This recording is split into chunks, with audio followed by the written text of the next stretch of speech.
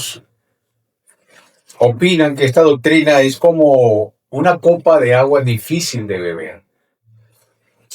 Es una doctrina muy controvertida dentro de la teología cristiana, con quienes la defienden y otros la rechazan. La doctrina de la expiación limitada, como ya les anuncié, es la L, esa letra L del acrónimo TULIP, en la que enseña que Cristo efectivamente redime de cada pueblo solo aquellos que fueron elegidos desde la eternidad para salvación.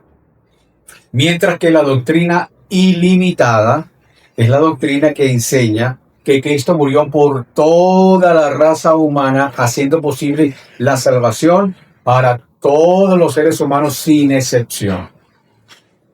Esta doctrina, como ya dije, es controvertida dentro de la teología cristiana, porque unos la defienden, otros la rechazan, cada uno argumenta sus partes. Así que esto puede llevar, si no se entiende de manera correcta, puede llevar a la desesperanza de apagar el celo evangelizador. El teólogo alemán Zacarías Ursino, quien es creador del Catecismo de Heidelberg, explica un comentario al respecto. Él dice que la muerte de Cristo fue para todos, en lo que respecta a la suficiencia de la satisfacción que Él logró, pero no en lo que respecta a su aplicación. Dicho de otra manera, la muerte de Cristo fue suficiente para expiar los pecados del mundo entero, pero, acuérdense que así decía mi abuelito, nunca falta un bendito pero la voluntad de Dios fue redimir de manera efectiva a aquellos y solo a aquellos que fueron elegidos desde la eternidad y dados a Cristo por medio del Padre. Esta enseñanza dice que Cristo no murió por toda la raza humana entera, sino que murió por aquellos que el Padre había elegido. ¿Estamos claros hasta ahí, verdad? ¿Sí? ¿No? Bien, esta expiación limitada es un término utilizado para resumir lo que la Biblia enseña sobre el propósito de la muerte de Cristo en la cruz y lo que fue su vida, su muerte y resurrección, lo que esta obra hizo y logró en la humanidad. Lo que la vida de Cristo, su nacimiento, su encarnación, su vida, su muerte, su resurrección, lo que pasó allí en la cruz tiene un efecto que ha impactado al mundo. De manera que esta doctrina de la expiación limitada es claramente, como dije otra vez, lo repito, es la más controvertida y tal vez incluso la más mal entendida de todas las doctrinas de la gracia. Algunas personas prefieren llamarla como redención particular, otros la definen como redención definitiva, otros le dan el nombre de la expiación real o expiación intencional. Y esto lo hacen porque piensan ellos que el nombre de expiación limitada pudiera confundir y hacerles tener ideas equivocadas sobre lo que esto significa. Así que estos términos se centran correctamente en el hecho de que la Biblia revela que la muerte de Jesús en la cruz fue intencional y tenía un propósito definido que logró cumplir, por cierto. Sin embargo, como todas las doctrinas de la gracia, lo importante no es el nombre que se le asigna a esta doctrina, sino la precisión con la que la doctrina resume lo que la Biblia enseña sobre la naturaleza y el propósito de la muerte sacrificial de Jesús en la cruz. La doctrina de la expiación limitada afirma que la Biblia enseña que la obra expiatoria de Cristo en la cruz se realizó con un propósito definido en mente. ¿Y qué era? Redimir para Dios a personas de cada tribu, de cada lengua y nación, En Apocalipsis, capítulo 5, versículo 9. Jesús murió, según Mateo 1:21, para salvar a su pueblo de sus pecados.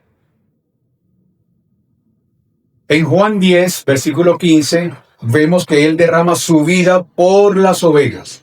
¿Y quiénes son las ovejas? Las personas elegidas por Dios desde antes de la fundación del mundo. Nos lo dice Pablo en Efesios capítulo 1, versículo 4. Estos son los mismos de los que Jesús dijo que le fueron dados por el Padre para que Él cumpliera la voluntad del Padre al no perder a ninguno de ellos y resucitarlos a todos en el último día. Según lo dice Juan, capítulo 6, versículos 37 al 40.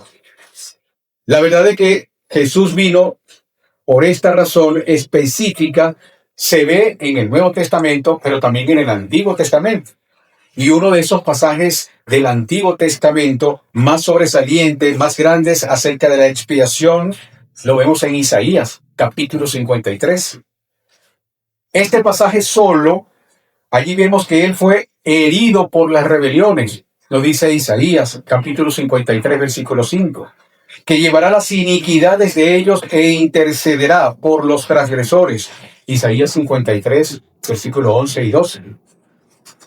Estos versículos y muchos otros hablan de una expiación que era específica a quien cubriría, o a quien cubría, o de quien cubría. Protegía al pueblo de Dios. Era sustitutoria por naturaleza. Él realmente llevó los pecados a la cruz y realmente logró lo que Dios pretendía hacer: justificar a muchos. Aquí está claramente presente una expiación intencional y definitiva. Cristo no murió simplemente para hacer posible la justificación, sino para justificar realmente a aquellos por quienes Él murió. Él murió para salvarnos, no para hacernos salvables. La doctrina de la expiación limitada también reconoce que la Biblia enseña que la muerte de Jesús en la cruz fue una expiación sustitutoria por los pecados. Muchos teólogos llaman a esto o usan la palabra vicaria o vicario para describir la expiación de Cristo. Esta palabra vicario o vicaria significa actuar en nombre de o representar a otro. Y se usa también para describir algo realizado o sufrido por una persona con los resultados que se acumulan en beneficio o ventaja de otro. Lamentablemente, desde el clero papal, desde el siglo I hasta hoy, 2025, al representante de la Iglesia Católica Romana, es decir, al Papa, se le llama, se le conoce como el vicario. Entonces, visto de manera simple estos significados, estos conceptos de la palabra vicaria, que en su etimología establece actuar en nombre de, representar a otro, difícilmente podemos creer de que el Papa representa, es el sustituto de Cristo. Cristo sí fue el vicario de cada uno de nosotros, porque tomó el lugar en la cruz que nos correspondía a cada uno de nosotros. Entonces Él fue el vicario de nosotros. ¿Sí se va comprendiendo? La expiación vicaria de Cristo significa que Él estaba actuando como representante de un grupo específico de personas, es decir, los elegidos, que recibirían un beneficio directo por medio de la salvación como resultado de su muerte. Así que este concepto se ve claramente en una de las cartas que escribió Pablo a los Corintios, segunda carta de los Corintios, capítulo 5, versículo 21. Al que no conoció pecado, por nosotros lo hizo pecado, para que nosotros fuésemos hechos justicia de Dios en él. Bien, si Jesús realmente estuvo en nuestro lugar y llevó nuestros pecados a la cruz, como enseña la Biblia, entonces nunca nosotros podemos ser castigados por ese pecado. Para que la expiación de Cristo sea verdaderamente una expiación sustitutoria o vicaria, entonces debe asegurar realmente una salvación real para todos por quienes Cristo murió. Si la expiación solo es posible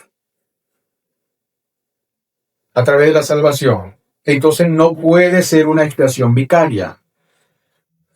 Si Cristo actuó como un sustituto real y verdadero por aquellos por quienes Él murió, entonces todos por quienes Él murió seremos salvos.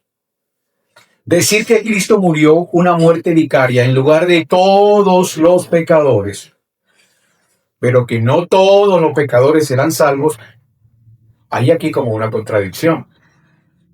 Y estos son los pequeños puntos que establecen una gran diferencia entre quienes, dentro del mundo cristiano, dentro de la teología cristiana, hay quienes defienden la posición de la expiación limitada y otros quienes la adversan.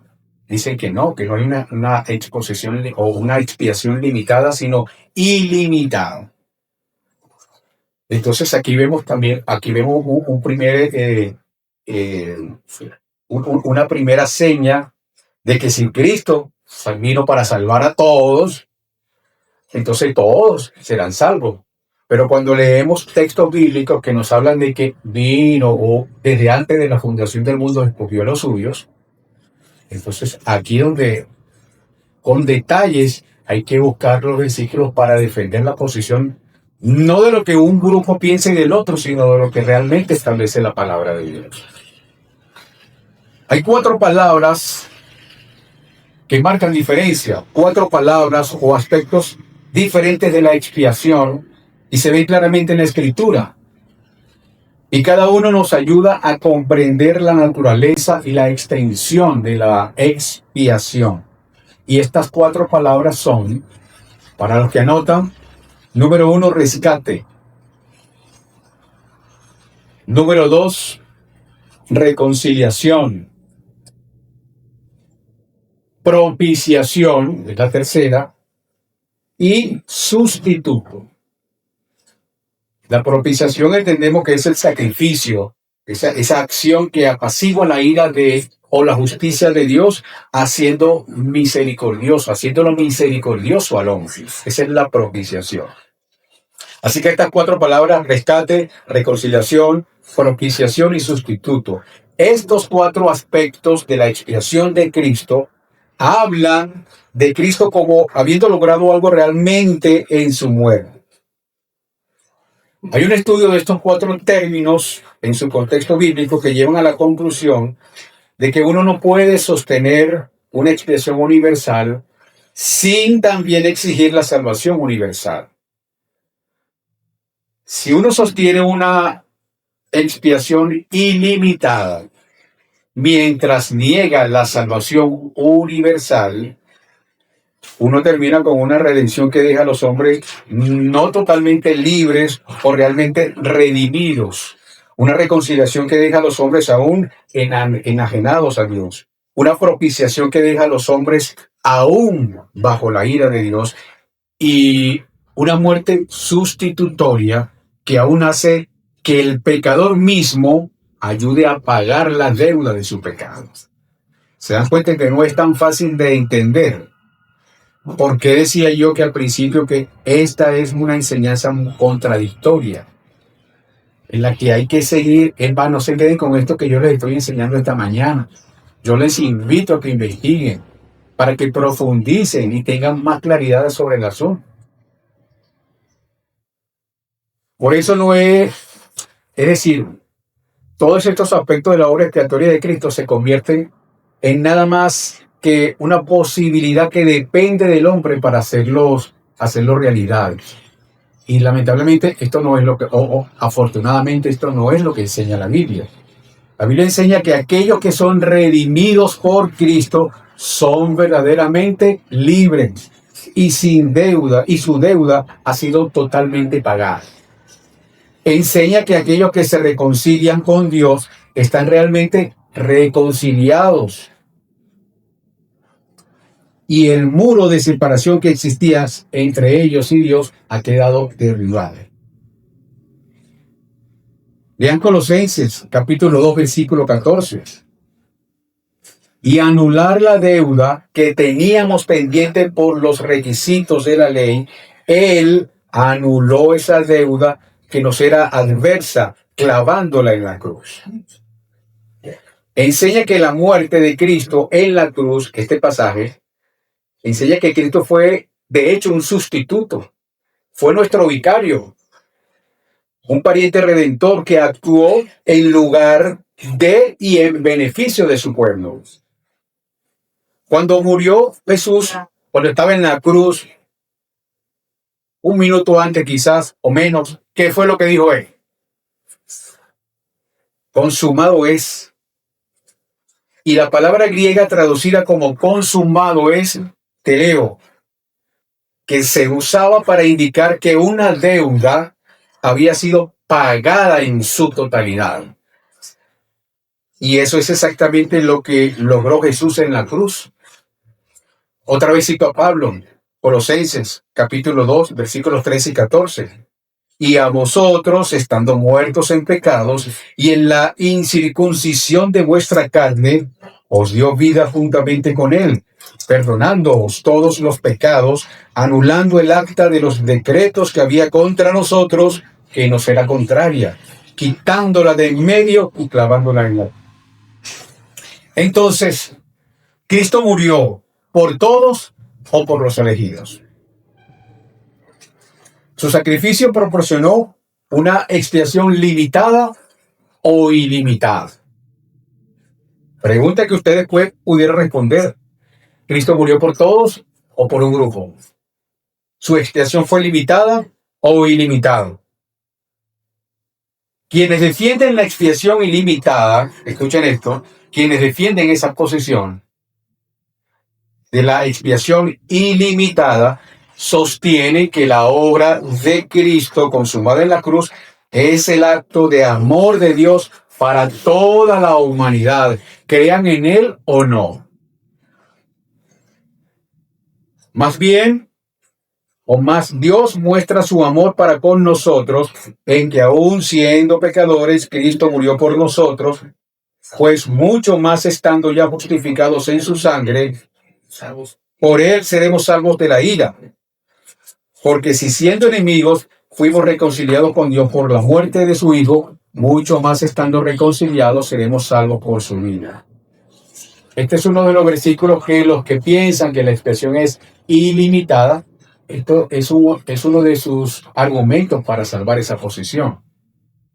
Quienes niegan la expiación limitada o definitiva insisten en que la obra de expiación de Cristo fue diseñada por Dios para expiar los pecados del mundo. Hizo posible la salvación de todos, pero no aseguró la salvación a nadie. Por tanto, su diseño es ilimitado e indefinido. Les vuelvo a exhortar. No es fácil entender esto. No es fácil. Entonces, tienen una tarea. Investiguen. Profundicen en ello. La postura reformada sostiene que la expiación de Cristo fue diseñada y destinada solo para los elegidos. Cristo dio su vida por su pueblo. Lo vemos en Mateo capítulo 1, versículo 21. Y dará a luz un hijo y llamará su nombre Jesús, porque él salvará a su pueblo de sus pecados. Isaías 53, versículo 8. Por cárcel y por juicio fue quitado, y su generación, ¿quién la contará? Porque fue cortado de la tierra de los vivientes, y por la rebelión de mi pueblo fue herido. Ambos textos limitan la salvación que compra Jesús en la cruz. Cristo dio su vida por sus ovejas. Lo vemos en Juan capítulo 10, versículos 11 y 14.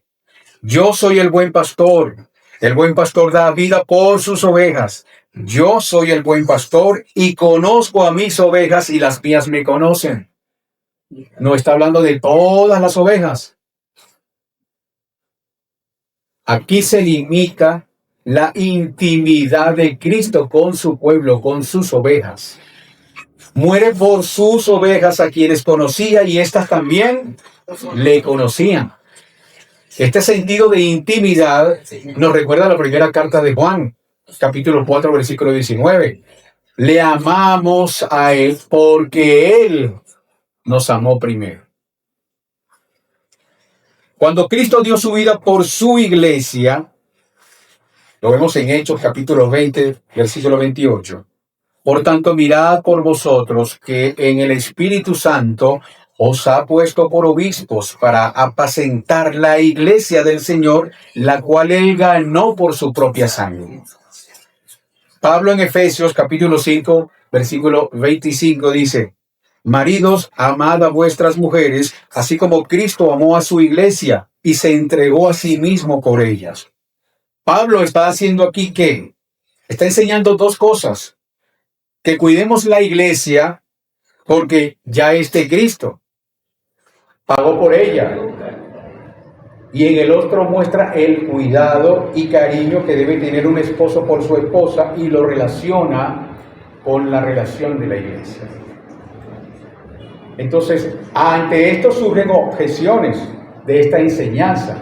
Hay objeciones de esta doctrina. Y podemos conocer dos tipos de crítica de esta doctrina. Unos dicen que Cristo murió por todo y que todos, sin excepción, serán salvos. Pero a esto se le llama universalismo. Y ahí entraríamos en otra materia más de la teología. Nos llevaría a abrir la ventana del universalismo. ¿Qué es el universalismo? ¿Qué enseña el universalismo? ¿Qué argumentos bíblicos sustenta para ellos hablar de esa manera? La Biblia es clara en demostrar que no todos los hombres serán salvos.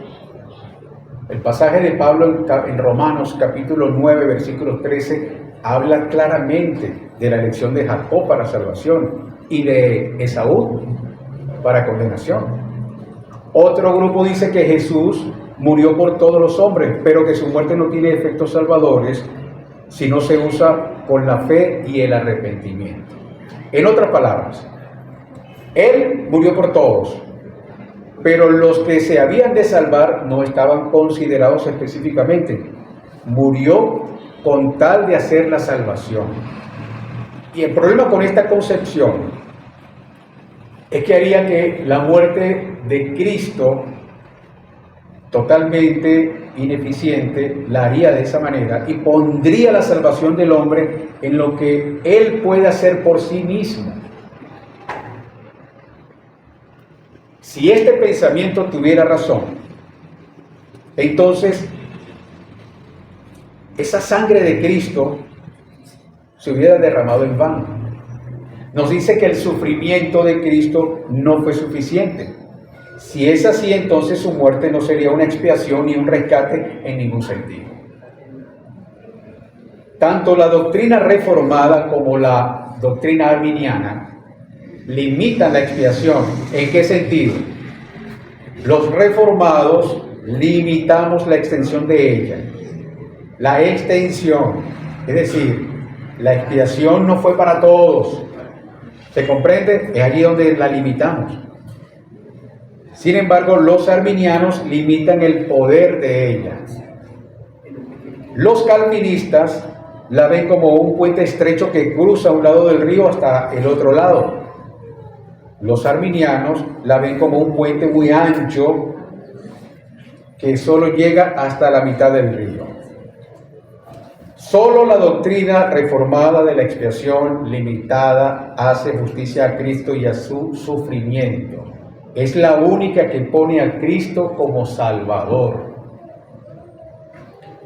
El Evangelio de Juan, su capítulo 17, versículo 9, dice: yo ruego por ellos, no ruego por el mundo, sino por los que me has dado.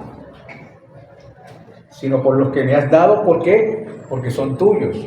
Entonces hay un remanente, no todos. ¿Se va entendiendo?